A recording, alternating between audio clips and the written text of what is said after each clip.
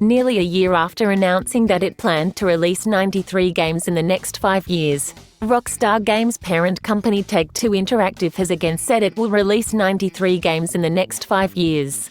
This number comes from Take-Two Interactive's earnings report, in which the company gave the very specific number without acknowledging that it had been a year since it first gave that number, nor describing how its launches over the last year fit into that planned list of exactly 93 titles.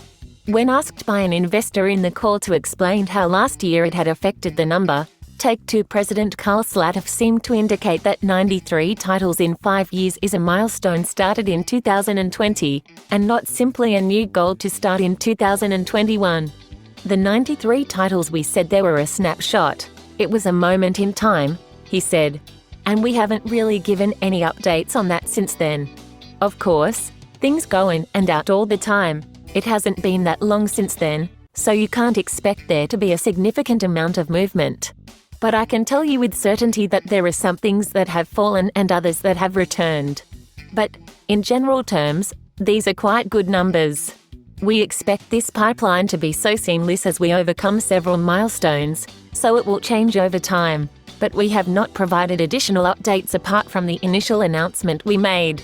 He also broke down some statistics about the company's expectations for those 93 titles, which by the way are again the same statistics that he gave in May last year. 63 powerful games, 17 somewhat different projects and 12 more arcade or casual titles. 47 of the releases are expected to be existing IPs, while the rest are new IPs. 72 are planned for console, PC and streaming services.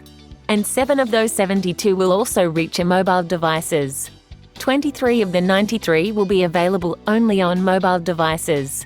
And 67 of the games will be premium releases, while 26 will be free. This is not to say that Take-Two has not progressed towards that goal of 93 launches in the last year. In 2020, its subsidiaries released a number of games, including Disintegration from Private Division, and numerous 2K games, including Carnival Games, NBA 2K21, XCOM, Chimera Squad, WWE 2K Battlegrounds and Mafia Definitive Edition.